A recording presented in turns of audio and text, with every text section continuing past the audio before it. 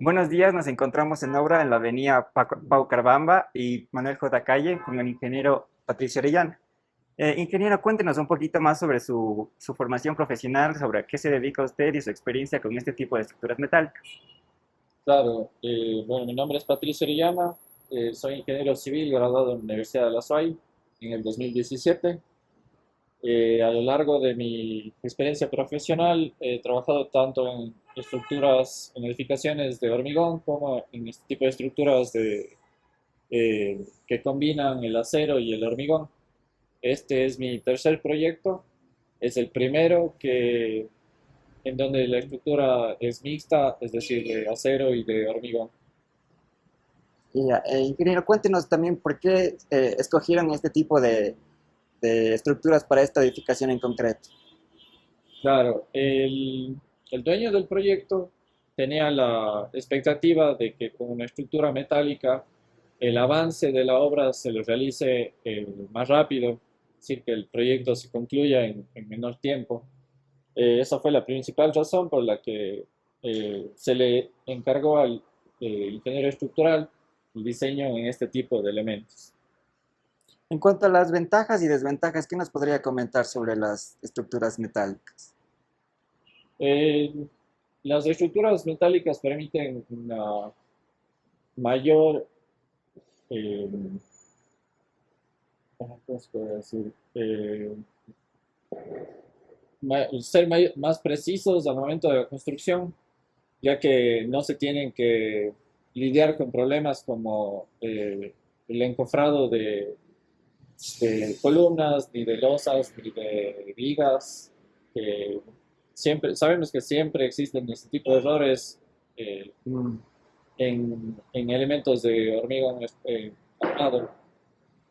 Otra de las ventajas es el procedimiento de pisado o de instalación de la estructura, que es mucho más rápido que eh, una estructura tradicional de hormigón armado. Más o menos se tiene una referencia de 21 días en las que se avanza un entrepiso en estructuras de hormigón armado.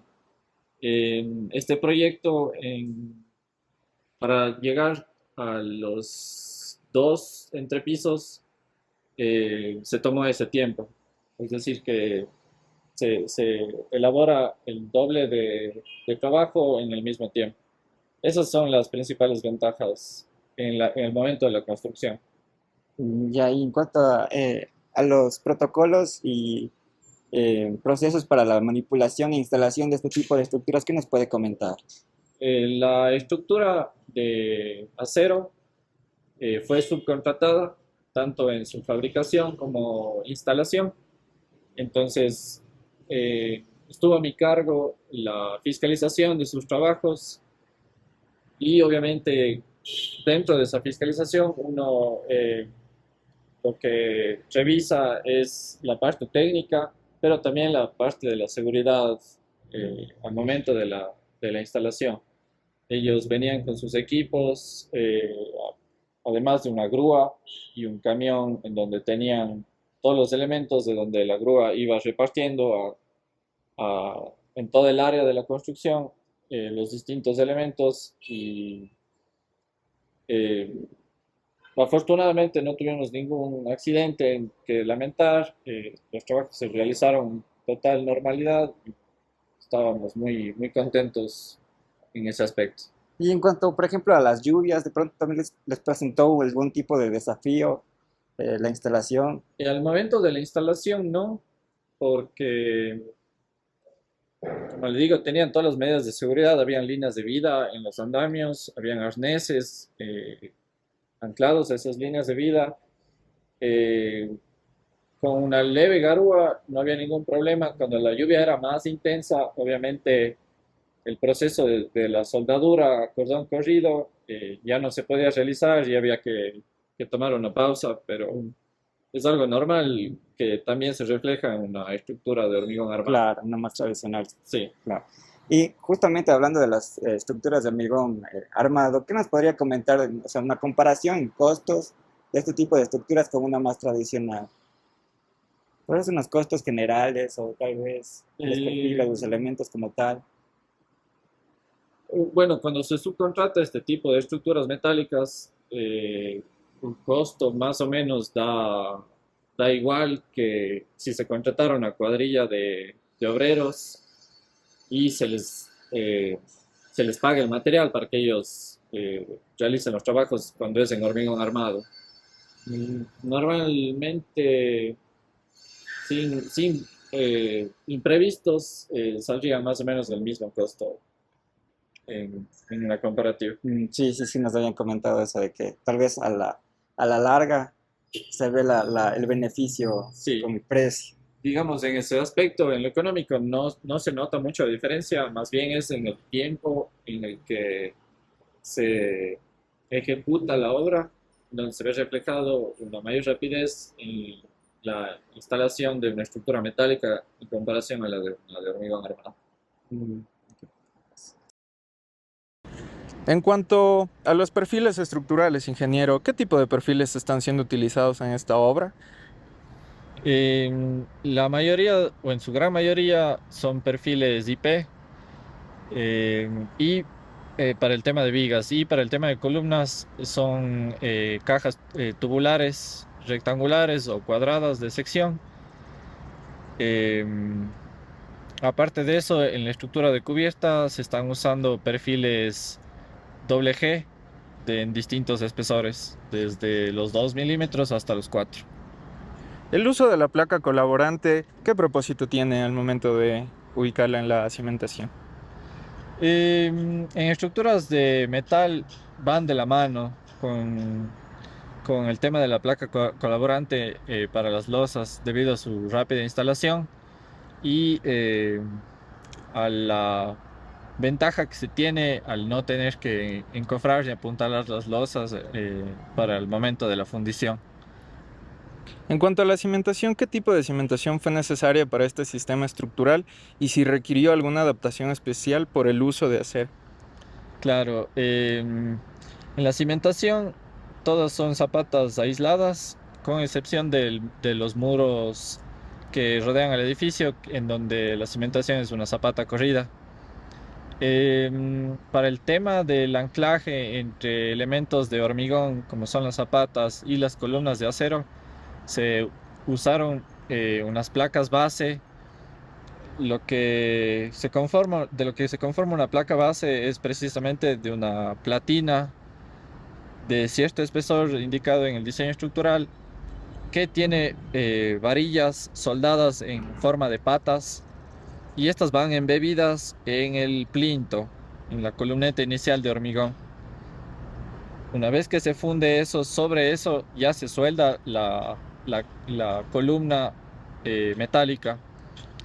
El mismo caso para el anclaje hacia los muros con la estructura metálica. En el diseño estructural nos indicaban unas placas de anclaje para muros. Asimismo, son platinas de distinto espesor con patas que iban amarradas o soldadas al acero de los muros de contención y permitían después poder soldar las vigas en la cara de estas platinas y obtener un correcto anclaje entre el elemento de hormigón y el de acero. Ok, muchas gracias.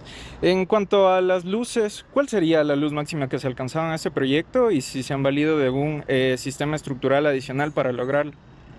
La luz máxima entre ejes de columnas es de 9 metros 25 centímetros. Únicamente el peralte de la viga y las secciones de las columnas que formaban los pórticos de esas longitudes garantizaban el correcto funcionamiento de acuerdo al diseño estructural. ¿Cuál sería el tipo de acero que se está utilizando en la mayoría o en toda la obra? El acero estructural es conformado en frío, es grado 50 de acuerdo a la STM. Y para el tema de la soldadura se utilizan electrodos para acero de medio o bajo contenido de carbono. Eso quiere decir electrodos eh,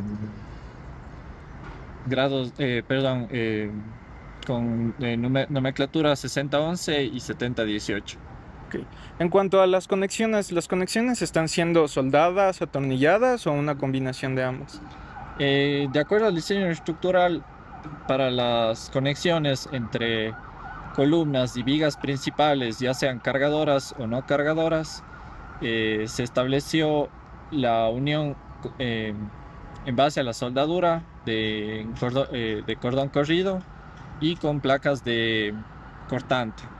Y para el tema de las viguetas, la unión entre viguetas y vigas principales o vigas cargadoras o no cargadoras, se usó, además de la soldadura cordón corrido, unas placas de cortante junto con pernos de cortante.